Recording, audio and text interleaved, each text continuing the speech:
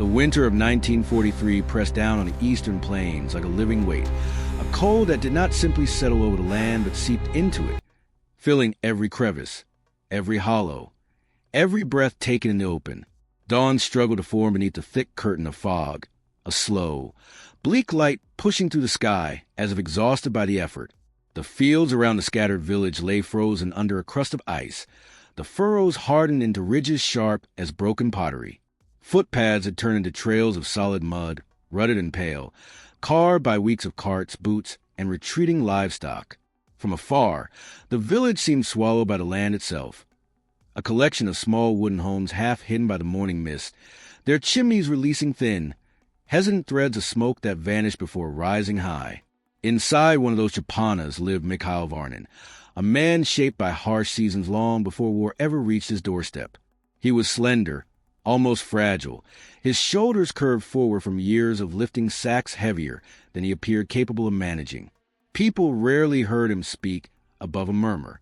He kept his gaze down whenever possible, preferring to blend into background rather than take part in whatever storms of authority moved through the village. His silence was not shyness, but instinct, a reflex trained the day soldiers had taken his older brother, dragging him into the freezing yard under accusations no one bothered to explain. Mikhail had watched him behind a half-open door, guilt burning into him like a brand he carried ever since. That loss had carved a permanent shadow inside him. It shaped the way he moved, how he hesitated before entering a room, how he flinched at distant shouts or the crack of wood splitting in winter fires. Yet beneath that quiet shell lay something no one ever saw, a precise, almost mathematical instinct for aiming and timing. As a boy, he had spent long afternoons practicing with his father's old revolver, taking careful shots at rusted tin cans swinging from a rope tied across the barn. He learned to read the breeze through how the straw shifted on the ground, how the air felt just before a gust. He learned to shoot not by thinking, but by sensing, a skill remembered by his hands, even when his mind refused to believe he still possessed it. On this particular morning, the fog felt unnaturally dense, as if the land itself wanted to hide. But hiding was no longer possible. The war, which for months had merely passed by in distant echoes, finally marched directly into their lives. Mikhail had been carrying a bundle of firewood when he heard the sound first, a steady, mechanical rhythm cutting through the stillness. Then came the glint of metal through the fog. A column of enemy soldiers emerged as silhouettes, rifles slung, boots stomping in unison, their breath forming white bursts in the air. They advanced without hesitation, spreading out through the open fields, their posture revealing certainty. This place belonged to them now. The villagers retreated into their homes like frightened animals, closing shutters, barring doors, whispering hurried prayers. Mikhail stood just inside his doorway, watching the occupation unfold with the numbness of someone who had already lived through loss once and feared he would not survive another. His heartbeat felt slow, thick, as if forcing blood through a body that no longer wished to resist anything. Yet in his chest, beneath that numbness, something small shuddered, a feeling he did not have a name for, something between dread and a long-ignored instinct to act. Around mid-morning, when the fog began to lift slightly, he witnessed a moment that shattered his anonymity.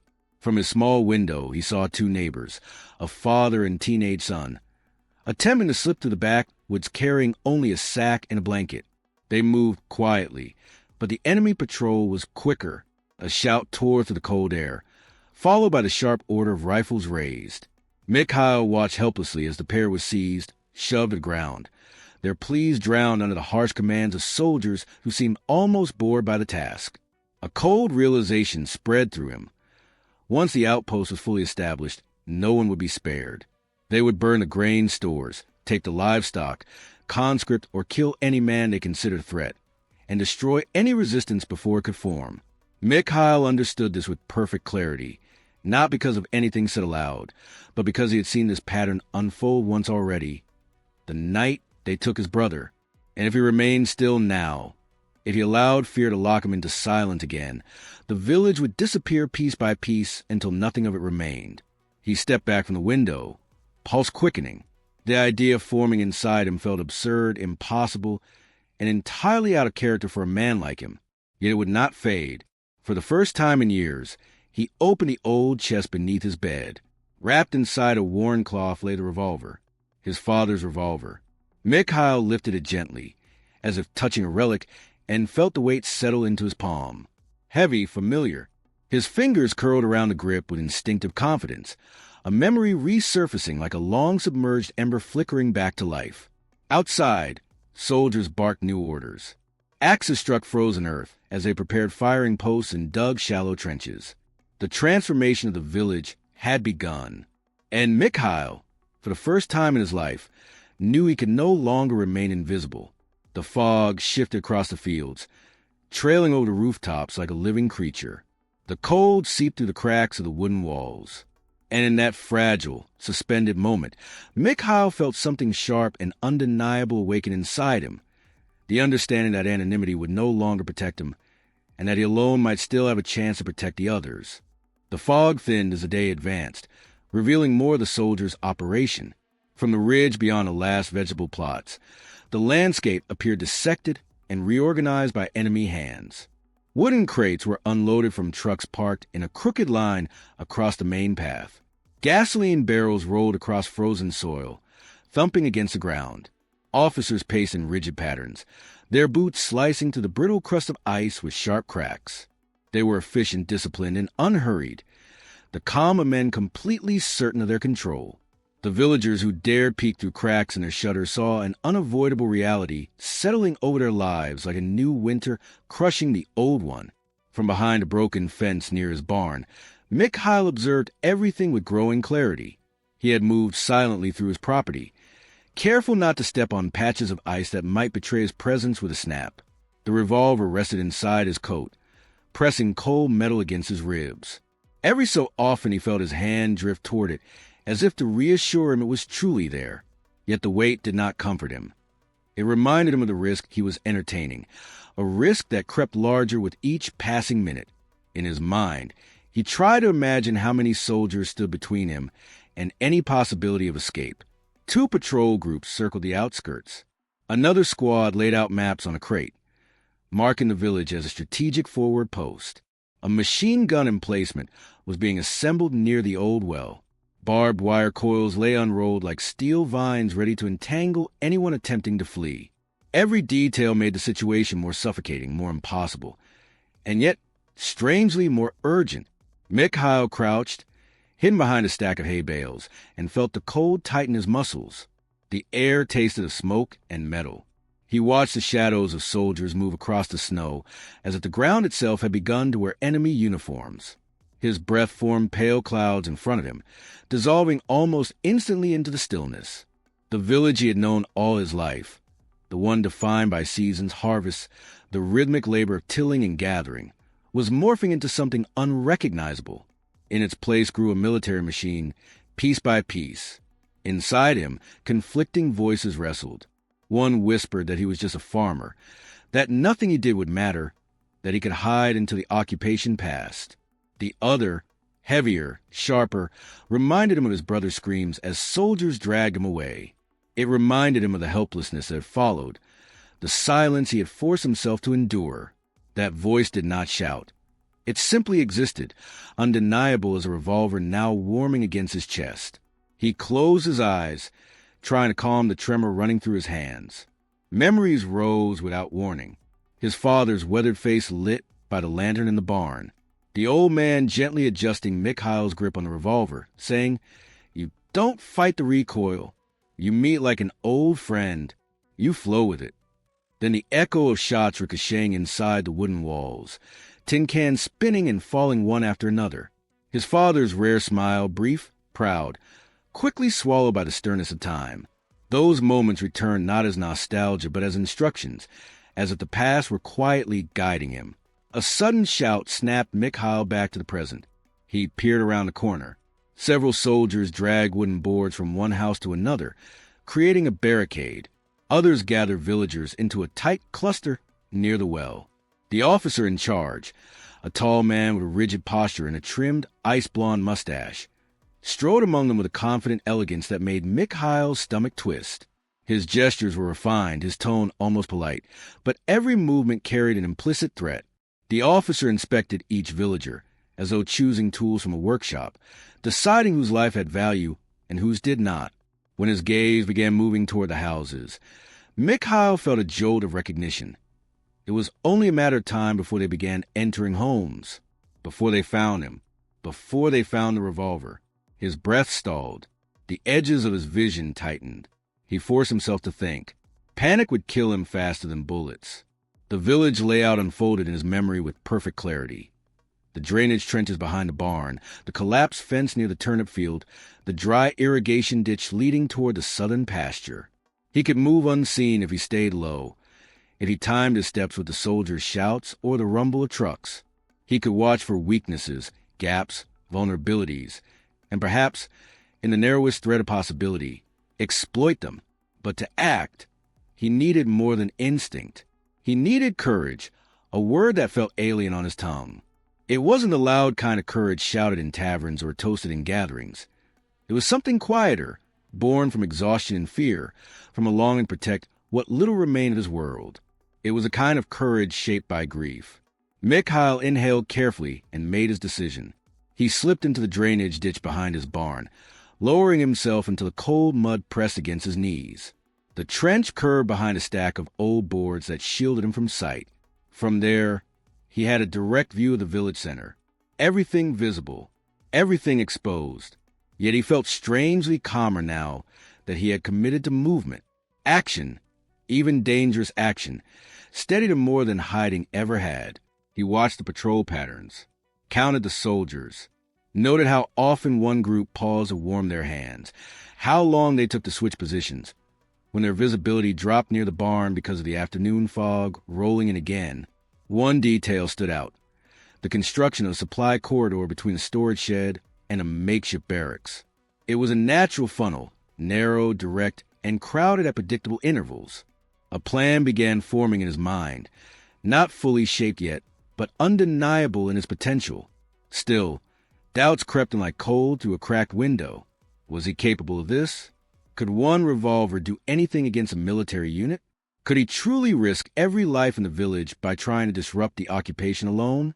His breath quickened, and he pressed a hand against his chest, feeling the tremor beneath his ribs. The memory of his brother's final glance, frightened, apologetic, helpless, resurfaced with painful force. That image steadied him more than anything else.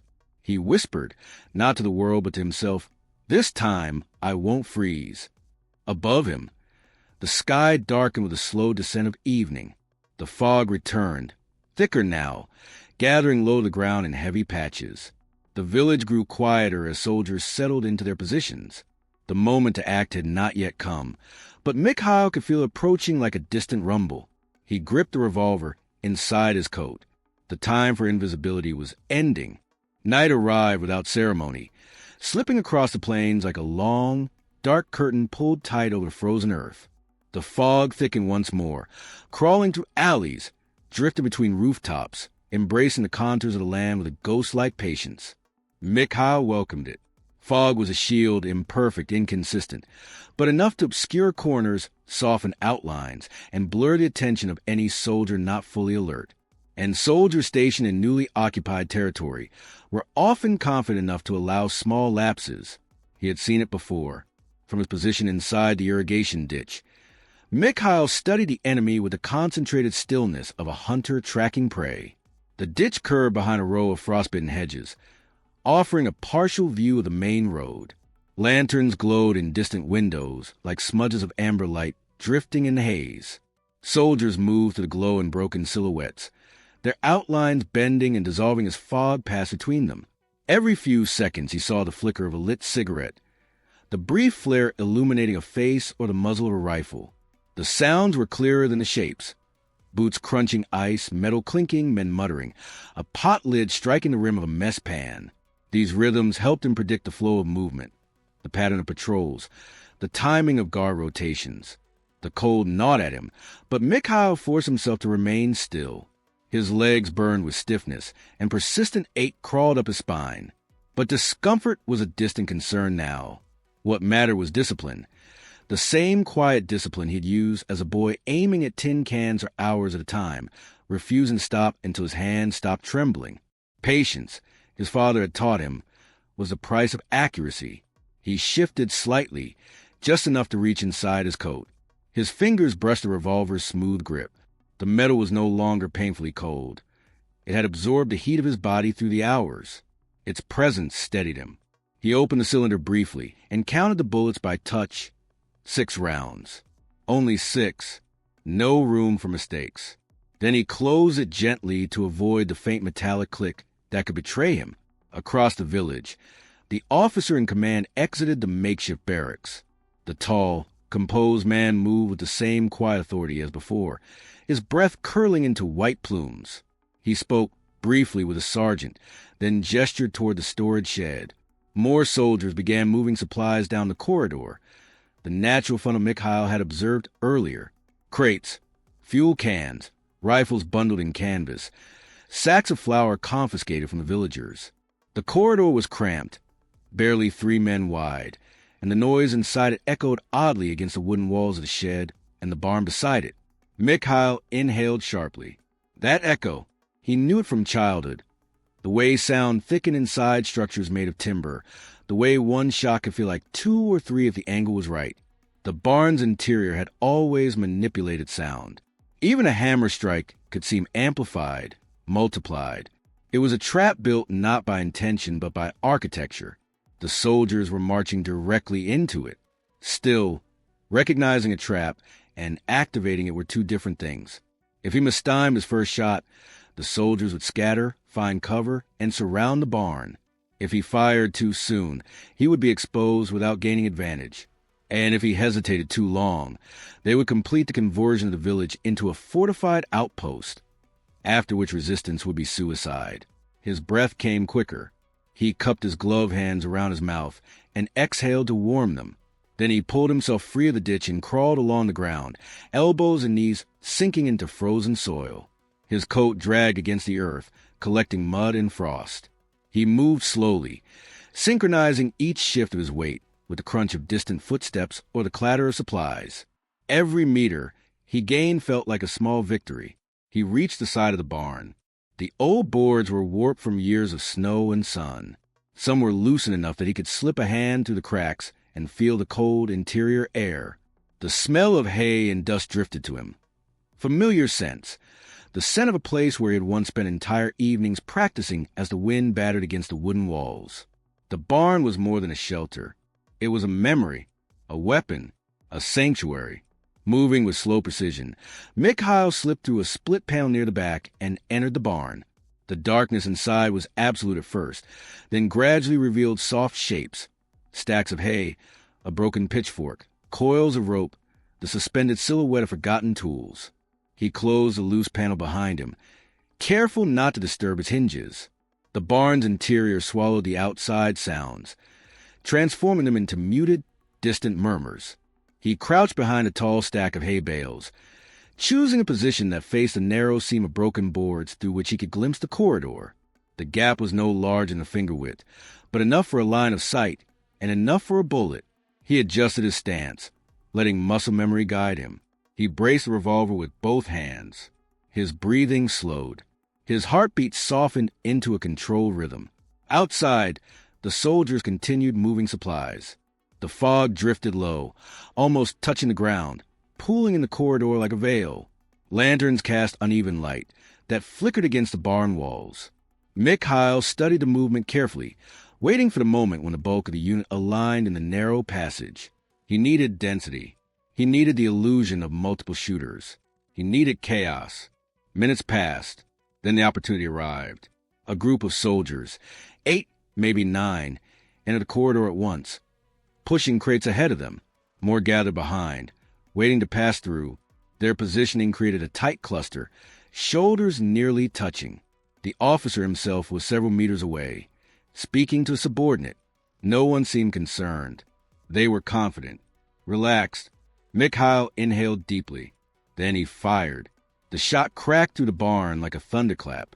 The wooden walls amplified it, bouncing the sound back and forth, multiplying the echo until it seemed to come from every direction. The soldiers froze for half a second, exactly long enough for Mikhail to fire again, aiming slightly higher. Another echo burst, sharper this time, ricocheting off crates and walls. Shouts erupted. Confusion. Boots slipped on frozen mud. Rifles jerked upward as men scrambled for direction. But the echoes disoriented them. No one could pinpoint the source. Some shouted that the shooter was behind them. Others pointed toward the roof. A few ducked behind crates, bunching together instinctively, which only made them easier targets. Mikhail adjusted his aim. He fired again, then again, spacing the shots to mimic 2 or 3 shooters taking turns. The echoes widened the illusion, layering the sound into a phantom chorus. He saw a soldier collapse. Another stumbled. Someone yelled for reinforcements, but the corridor was too crowded. Panic overrode discipline. Inside the barn, Mikhail moved with deliberate calm. Fire. Shift. Fire. Breathe. Reload. Every action flowed into the next. His body remembered what his mind had tried to forget. Outside, the corridor dissolved into chaos. And Mikhail knew this was only the beginning. The echoes of the opening shot still vibrated faintly inside the barn, lingering like trapped thunder. Mikhail reloaded with swift, efficient movements, his fingers steady despite the violent tremor running to the ground outside. The soldiers' shouts grew louder, overlapping in frantic bursts. Some barked orders. Others cried out in confusion. The corridor became a storm of motion and noise. Boots scraping, crates tumbling, metal clanging against the frozen walls. Every sound carried panic. He rose slightly behind a haystack, aligning the revolver with a narrow crack between the warped boards. Through it, he glimpsed the contorted shapes of men scrambling for direction. Lantern light flickered across their uniforms, bouncing erratically as soldiers tripped over supplies or collided with each other. The fog swirled in uneven plumes, tinted orange by the spillage of a broken lamp, turning the corridor into a surreal, shifting battlefield. Mikhail fired his 4th shot. The bullet struck a soldier attempting to climb atop a crate for vantage. The man fell instantly, triggering another eruption of shouts.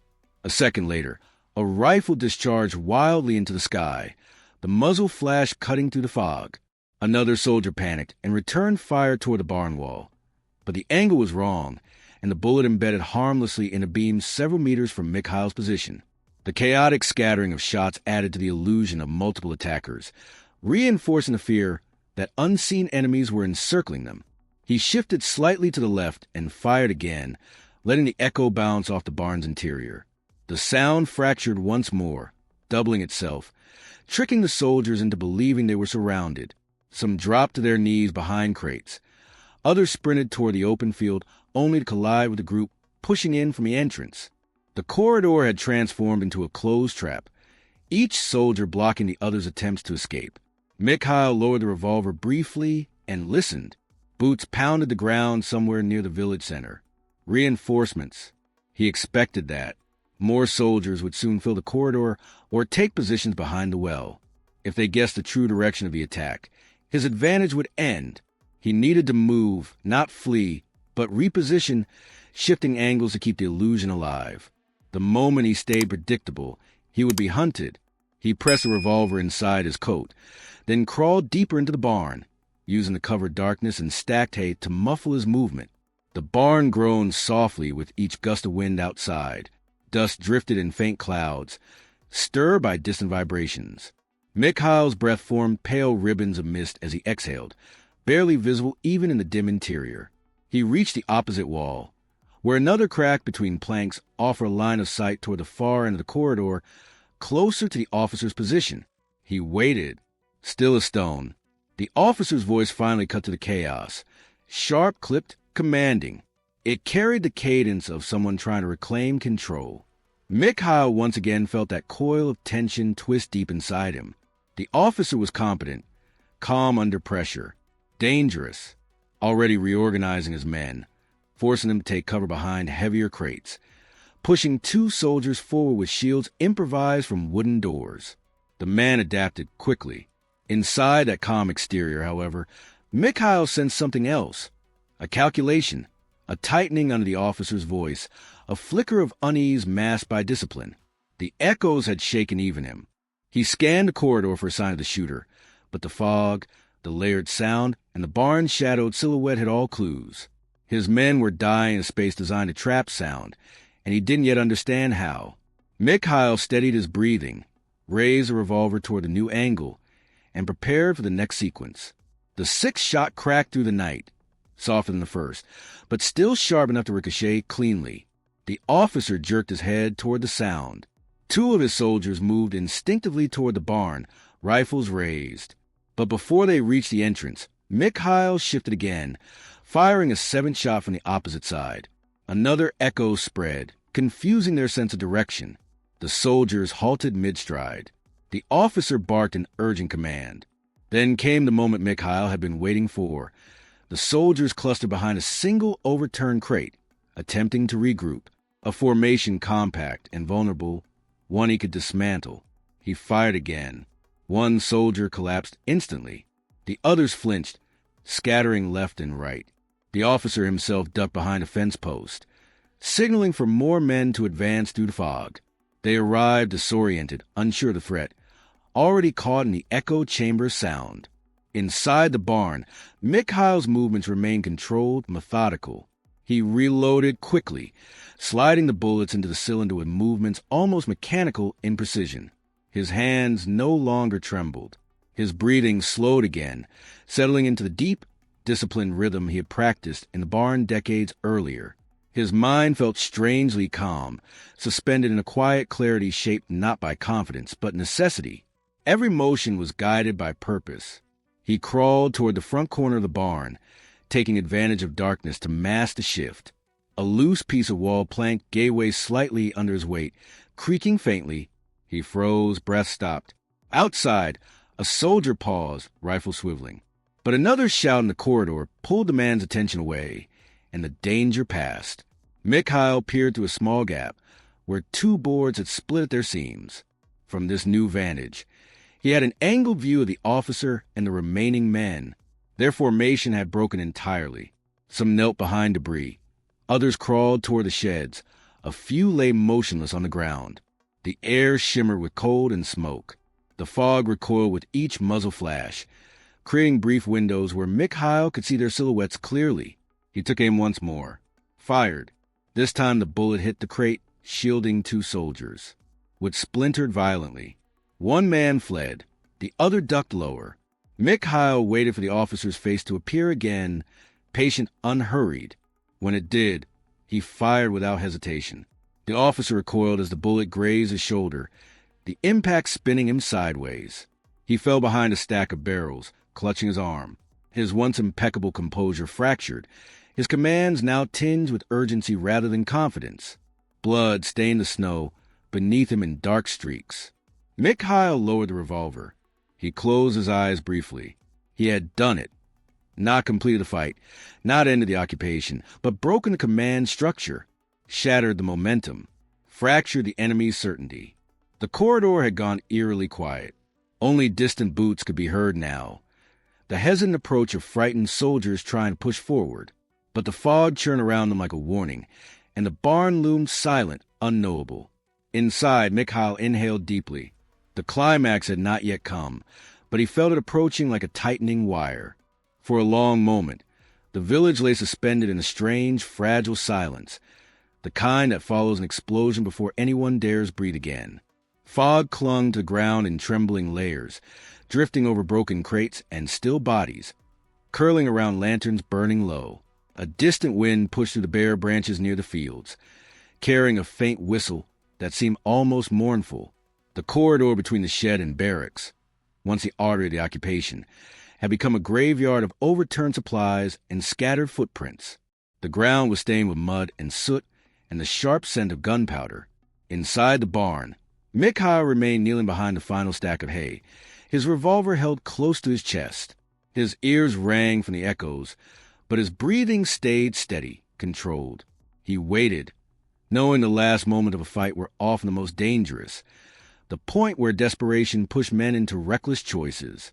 He observed the corridor through the splintered wood, watching for movement, for any sign of regrouping. His eyes burned from the cold and the strain, but he did not blink. A lone soldier stumbled into view. He looked young, too young, his face pale, lips trembling as he raised his rifle without conviction. His boots slipped on the icy mud, and he dropped behind a barrel, muttering prayers under his breath. Behind him, 2 more soldiers advanced cautiously, stepping over fallen comrades. Their posture held none of the calm authority they displayed earlier, their shoulders hunched inward as though expecting gunfire to erupt from anywhere. Fear had replaced discipline. Confusion had replaced rank. But something else was happening, too. Something Mikhail had hoped for but had not dared count on. Retreat. Slow at first, disorganized but unmistakable. The soldiers in the open corridor pulled back, calling out to others hidden in the fog. Their officers were wounded or dead, their formation shattered, their sense of security destroyed. A small unit broke toward the road where their trucks waited, slipping in mud, looking over their shoulders as though expecting ghosts to pursue them. Another group fled toward the fields, disappearing into mist and scattered silhouettes. The occupation was collapsing not from casualties alone, but from the terror of the unknown. Mikhail watched them go. One by one, they abandoned the crates, the equipment, the hastily prepared defensive posts. The young soldier who had muttered prayers rose shakily and ran after the others, clutching his rifle like a lifeline. Within minutes, only the wounded officer remained near the barrels, struggling to stand, his breath forming desperate white clouds in the freezing air. Mikhail hesitated. He did not hate the man, nor did he wish for vengeance. But leaving him alive risked drawing more enemy forces back to the village once he reported what happened. The officer pressed a hand to his bleeding shoulder, scanning the fog for an enemy he could not see. His expression shifted between fury and disbelief, the bewilderment of someone who had been certain of victory and now could not accept defeat. Mikhail steadied his revolver, exhaled slowly, and aimed. But before he pulled the trigger, he saw something unexpected. The officer lowering his weapon, exhausted, defeated. The man's knees buckled, and he sank onto the frozen ground, staring blankly at the sky. His breath shuddered in the cold. His eyes closed as his head lowered. Surrender, not in words, not in form, but in the simple collapse of will. Mikhail lowered the revolver. Killing a man who no longer posed a threat felt wrong, not strategic, not necessary. The officer would live, but he would carry the memory of this night, the humiliation of being broken by a single hidden voice inside a wooden barn, and that memory would travel farther than any report. Slowly, carefully, Mikhail slipped out through the same loose panel he had entered through. The fog greeted him like an old companion, wrapping softly around his coat. He moved through it with instinctive ease, avoiding lantern light, stepping around spent shells, keeping low until he reached the edge of his property. His legs trembled from exhaustion now that the danger had passed. His breath came in uneven pulses, not from panic, but from the weight of everything he had held together. At the far end of the field, near the familiar line of frostbitten hedges, he finally paused. Behind him, the last rumble of engines echoed across the plain, the enemy trucks pulling away. The occupation had failed. The village lived another day. Windows began opening cautiously. Villagers emerged slowly from their homes, faces pale and bewildered. Some whispered, others crossed themselves. No one knew exactly what had happened.